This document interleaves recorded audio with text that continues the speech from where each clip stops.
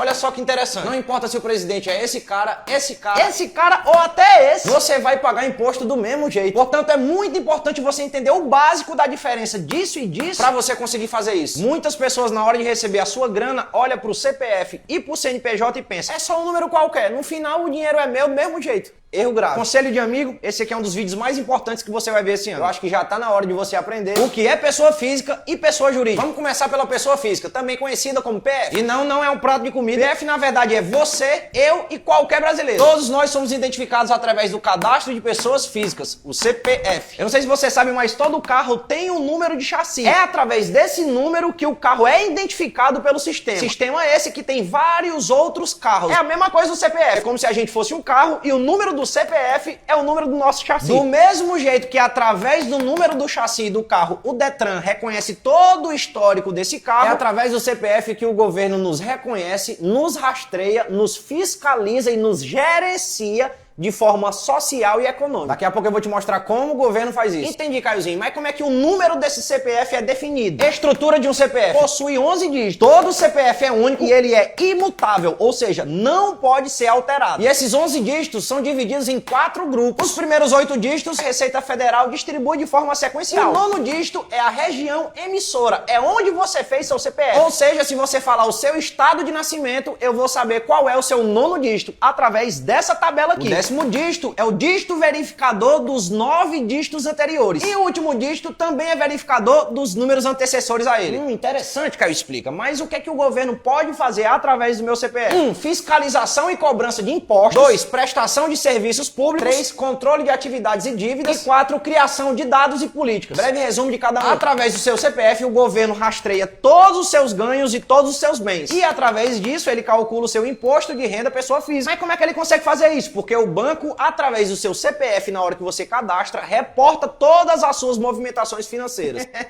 É por isso que o nome do sistema é centralizado. Número 2, o CPF é a chave para você acessar os seus direitos. Ele garante, por exemplo, o seu uso ao SUS, matrícula em escolas, recebimento de aposentadorias e acesso a programas sociais. Número 3, controle de dívidas. É através do CPF que o governo monitora o seu histórico de trabalho, FGTS, Previdência e principalmente sua situação eleitoral. Através do seu CPF, o governo sabe se você foi votar ou não. Inclusive, se você tiver uma dívida com o governo, essas dívidas são vinculadas ao CPF e podem ser cobradas judicialmente. E número 4, como o governo tem o banco de dados de todos os CPFs dos brasileiros, ele gera estatísticas e dados para criar leis e programas mais direcionados. Falamos de pessoa física, agora a gente vai falar de pessoa jurídica, também conhecida como PJ. A pessoa jurídica é reconhecida pelo Cadastro Nacional da Pessoa Jurídica, o CNPJ. CNPJ basicamente é uma empresa, uma ONG, uma fundação ou algo do tipo. Entendi, Caio, mas eu posso ser pessoa física e pessoa jurídica ao mesmo tempo? Claro, inclusive esse é o meu caso e de milhões de brasileiros. Por exemplo, faz de conta que você é a Maria, você tem o seu trabalho, mas você também tem o seu empreendimento, você tem sua empresa. Então, enquanto Maria, você é pessoa física com o seu CPF e sua empresa tem o seu CNPJ, ou seja, você é empresária. Que é isso, minha empresária? Beleza, Caio, eu tenho minha empresa com CNPJ, tudo direitinho, mas quando eu presto serviço, eu recebo esse dinheiro na minha pessoa física.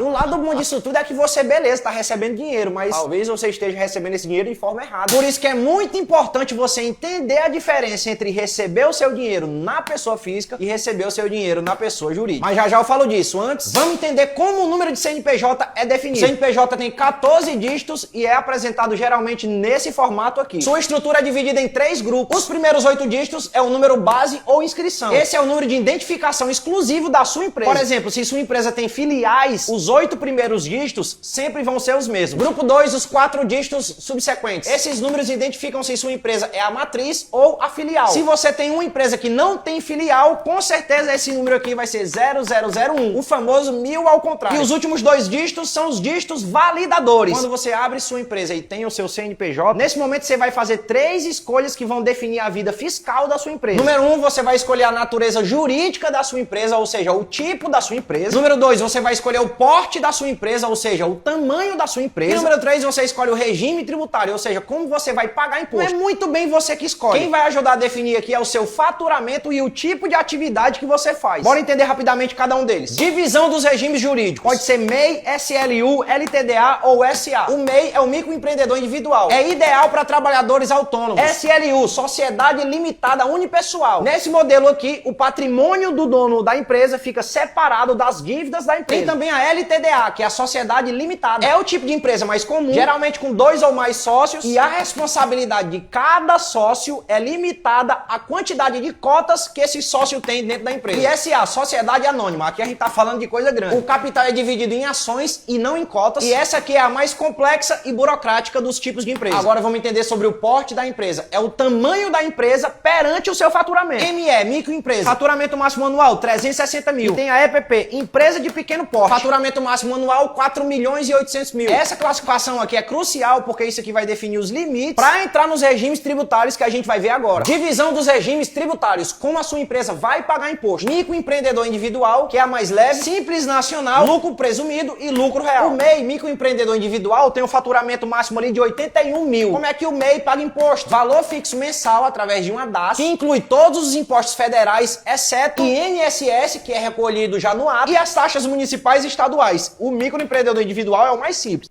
Quem é que pode ser MEI? Pessoas físicas. Claro, se a atividade for permitida e você não tiver sócio. Simples nacional. Faturamento máximo anual, 4 milhões e 800 mil. Como o Simples Nacional paga imposto? A maioria dos impostos municipais e federais vem num único boleto. Quanto mais você fatura, mais você paga. Quem pode se enquadrar no Simples Nacional? Microempresas, ME ou empresas de pequeno porte. Lucro presumido. Aqui o negócio começa a ficar quente. Faturamento máximo anual, 78 milhões de reais. Lucro real. Aqui não tem limite não. Aqui é milhões e bilhões. Quem pode se enquadrar? Empresas que faturam mais de 78 milhões. Como o imposto é cobrado na pessoa física e na pessoa jurídica? Na pessoa física, presta atenção nisso aqui, você paga imposto através da tabela progressiva. Imposto esse que incide sobre a sua renda pessoal. Salário, aluguel, renda extra, qualquer dinheiro que entrar na sua pessoa física tem que ser declarado. A alíquota, que eu nunca sei falar isso aqui, isso é a porcentagem do imposto que você paga. E ela aumenta conforme a sua renda aumenta. Ou seja, tá ganhando mais, o governo quer a parte dele. Quanto mais ganha, mais paga. Começa em 7,5% e pode ir até 27,5%. Qual é o momento da cobrança desse imposto da pessoa física? No caso de CLT, o imposto é retido diretamente na fonte. Ou seja, quando você recebe seu salário, você já está pagando seu imposto de renda. No final do ano, você faz um acerto de conta. Se tiver pagado demais, recebe um pouquinho. Se tiver pagado de menos, vai pagar um pouquinho. E se eu for autônomo, ou seja, não sou CLT, não sou carteira assinada, como é que eu pago esse imposto? Você paga mensalmente através do Carnê-Leão. Como é a base de cálculos? O imposto é aplicado sobre a quase totalidade de seus rendimentos. Pessoa jurídica. Mecanismo de cobrança. Regime simplificado. O imposto incide sobre o faturamento da sua empresa, como eu já mostrei. Quanto mais você fatura, mais você paga. A porcentagem do imposto começa ali em 6%, mas pode ir aumentando. Se está aumentando, quer dizer que sua empresa está faturando mais. Qual momento é cobrado o imposto da pessoa jurídica? Por exemplo, no meu caso, todo dia específico do mês, eu pago o imposto relacionado ao faturamento do mês passado. Por exemplo, estamos em outubro. Dia 20 de outubro eu vou pagar o que eu faturei em setembro. E aqui uma grande vantagem. A retirada de dinheiro, ou seja, o lucro que sobra da sua empresa, é distribuída para o seu CPF como distribuição de lucro. E esse dinheiro que entra aí do lucro da sua empresa é isento de imposto de renda na pessoa física. Por quê? Porque você já pagou o seu imposto no formato simplificado. Beleza, entendi. Mas a pergunta de $1 milhão,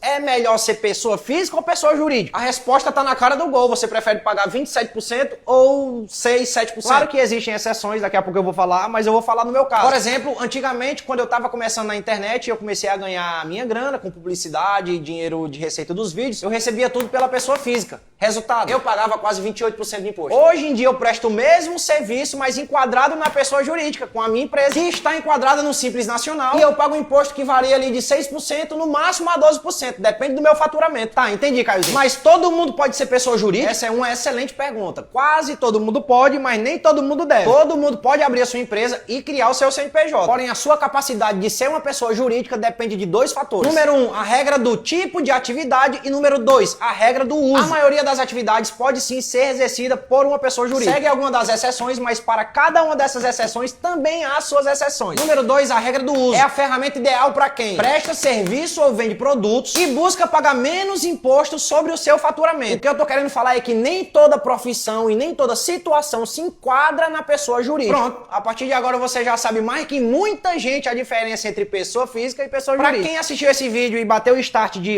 eu posso abrir minha empresa, consulte um contador para estudar o seu caso. Pois como eu mostrei, há regras específicas e algumas exceções para cada atividade. Procure entender um pouco mais sobre a sua. E aí, faltou falar alguma coisa aqui? Comente aqui embaixo. Aproveita, deixa uma curtida e me segue para ver mais vídeos como esse.